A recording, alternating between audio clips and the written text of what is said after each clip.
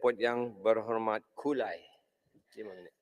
Terima kasih Datuk Speaker kerana memberi saya peluang untuk membahas rang undang-undang anti gangguan seksual 2021. Saya amat menghargai usaha kementerian untuklah membentangkan rang undang-undang ini. Tetapi saya perlu cakap bahawa sepanjang saya dipilih sebagai seorang ahli parlimen pada tahun 2008, sejak sekarang sampai sekarang ialah 14 tahun. Dan sudah banyak kali kami menampak bahawa ahli-ahli yang berhormat yang duduk dalam dewan ini membuat kenyataan yang seksis. Dan kebanyakan masa, ahli-ahli parlimen yang membuat kenyataan seksis itu merupakan ahli-ahli parlimen yang sama. Saya tak berani cakap di sini bahawa antara mereka termasuklah ahli parlimen Kinabatangan, ahli parlimen Baling, ahli parlimen Pasir Salak. Dan saya nak tahu ialah selepaslah rang undang-undang anti gangguan seksual ini diluluskan, adakah kami akan nampak perbezaan berlaku dalam Dewan Rakyat ini? Itu isu yang sangat-sangat penting. Sekarang kami wujudkan satu tribunal. Tetapi saya nak tahu di sini, selepas kita wujudkan tribunal tersebut, kalau dalam Dewan Rakyat ini masih ada ahli parlimen yang buat kenyataan seksis, bolehkah kita bawa mereka pergi ke tribunal? Ataupun mereka akan teruslah menikmati immunity bahawa apa kenyataan yang dibuat dalam dewan ini tak bolehlah dibawa keluar dewan. Itu soalan pertama yang saya nak tanya dan menuju kepada Menteri KPLPKM. Dan kedua saya nak cakap di sini, apabila ahli parlimen yang sama kerap buat kenyataan seksis, ini tunjuk apa? Ini memang menunjukkan bahawa pertama, ahli parlimen itu bermasalah. Tetapi yang lagi penting adalah ini menunjukkan bahawa institusi ini, Dewan Rakyat ini telah gagal dalam tanggungjawab mereka untuk mempertahankan maruah ahli parlimen wanita. Itu sebablah ahli-ahli parlimen tersebut bolehlah berulang kali buat kenyataan seksis.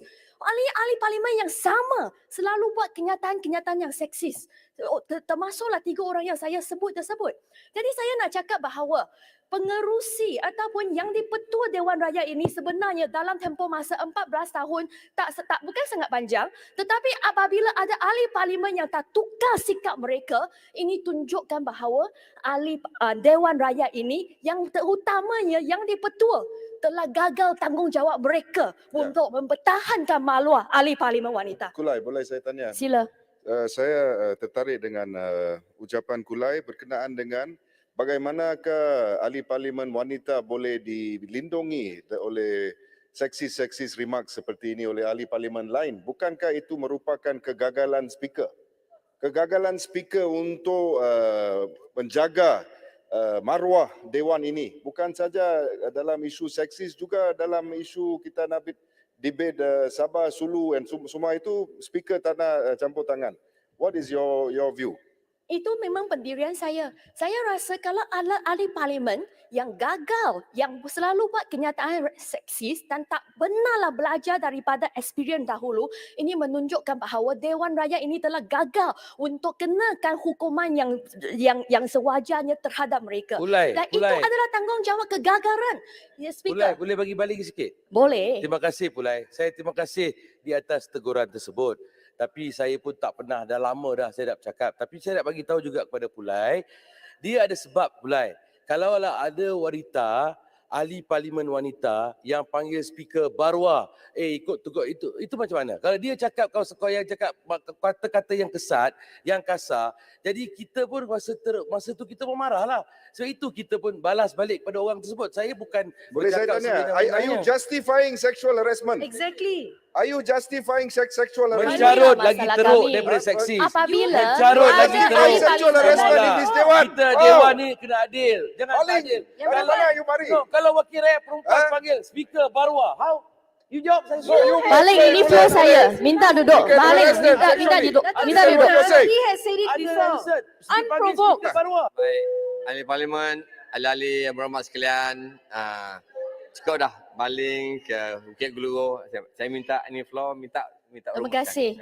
Saya rasa ini Kenapa batu adalah kawan marah? masalah Saya tak parlimen sebut kami. nama you pun. Sebagai Awak makan cili seorang ke? ahli parlimen, Saya tak cakap apa pasal batu dia kawan. pun tak Why faham batu kawan bangun? bahawa You ke panggil two Barwa? wrongs doesn't make a right. prinsip yang begitu simple seorang ahli parlimen tu tak faham. Provokasi.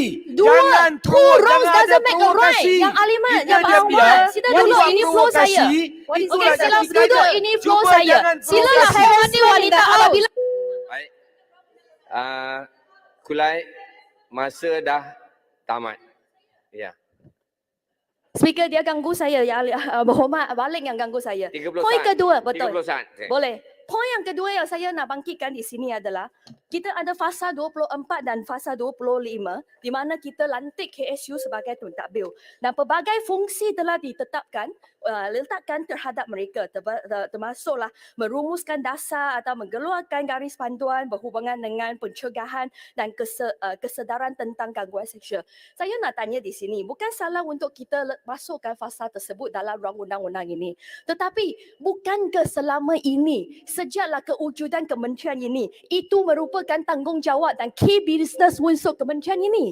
Jadi saya nak tanya, apabila kita berlaku seorang pelajar di sekolah menghadapi ada seorang guru yang buat membuat gurau tentanglah rogo, mana suara Kementerian Pembangunan Wanita, Keluarga dan Masyarakat? Apabila ada mahasiswa-mahasiswi yang buat aduan bahawa mereka menghadapi gangguan seksual daripada profesor mereka, manalah suara Menteri KPWKM apabila berlakulah period spot check di hostel, di sekolah? Saya nak tanya, di manalah suara Menteri KPWKM kita? Kalau pada untuk insiden-insiden seperti ini yang berlaku pada tahun yang lalu, tetapi kita tak nampak satu pendirian yang tegas datang daripada Menteri KPWKM. Saya nak tanya, memang bergunakah selepaslah melulusnya ruang undang ini, memang kita akan nampak satu perbezaan, pertukaran sikap daripada menteri dan juga kementerian beliau? Itu saya rasa soalan yang sangat penting. Yang apa yang kami perlukan pada hari ini bukan satu ruang undang-undang sahaja, tetapi kita perlu nampak satu pendirian, satu sikap yang cukup tegas daripada Menteri KPWKM. Sekian sahaja, terima kasih. Yang berhormat Kulai. Soalnya saya jemput yang berhormat Bukan Kuala mata saya Krai. kena jaga, lidah pun kena jaga. Sila yang berhormat Kuala Krai. Dua